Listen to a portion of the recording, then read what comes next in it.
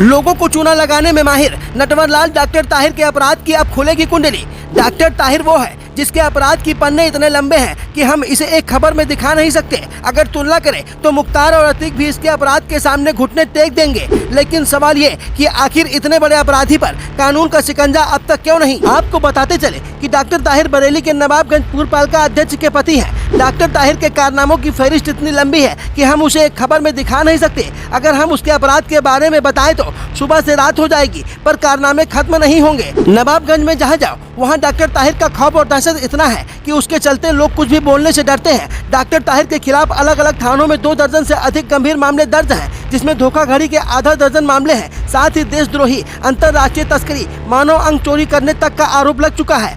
जो मामला आज सामने आया है वो डॉक्टर ताहिर के नटवरलाली का है। डॉक्टर ताहिर के द्वारा किए गए अपराध को हम एक एक करके खोलते रहेंगे और आपको दिखाते रहेंगे। नटवरलाल डॉक्टर ताहिर पे दाना पानी रेस्टोरेंट के मालिक सचिन गुप्ता के द्वारा आरोप लगाते हुए बताया गया कि उसकी नवाबगंज के नगर पालिका मार्केट में पानी टंकी के नीचे दुकान है। जो दुकान उसने सन 2000 में रविंद्र सिंह राठौर से नीलामी में 1,40,000 की ली थी, जिसमें 5 साल तक कोई दिक्कत नहीं हुई। लेकिन 5 साल बाद जैसे ही डॉक्टर ताहिर आया वैसे ही उसने तहलका मचा दिया। कोई चीज ऐसी नहीं छोड़ी जो बची हो, जिसकी नीलामी न कर दी हो।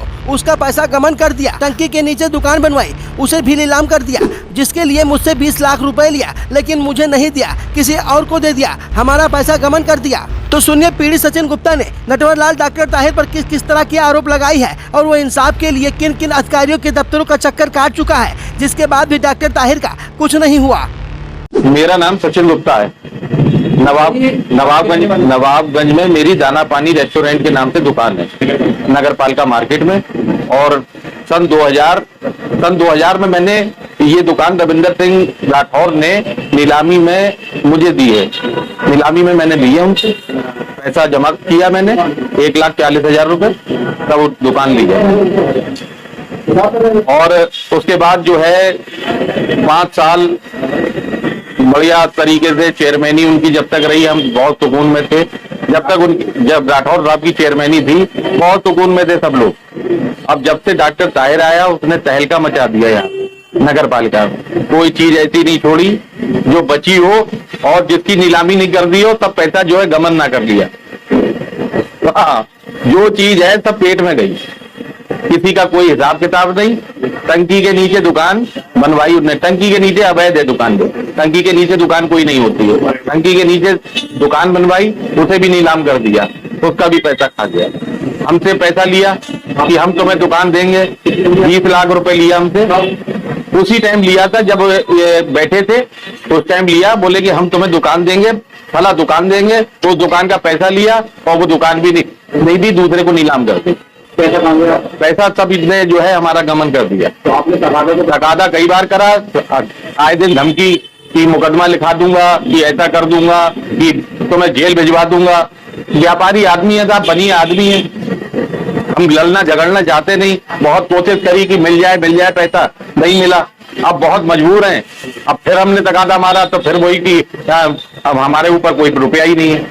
इस तरीके की बातें। अब क्या चाहते हैं आप? अगर हमारा पैसा मिल जाएगा तो हमारा बहुत काम चलेगा। इस टाइम वैसे ही हम इस टाइम बहुत दुकान के आगे दुकानें बनवा दी है नगर NH की जगह में, ये नेशनल हाईवे की जगह में। हम जहाँ पे नगर पालिका काबिज है वहां पर हम बैठे हुए हैं, हमारी दुकान है, उसके आगे NH की जगह है।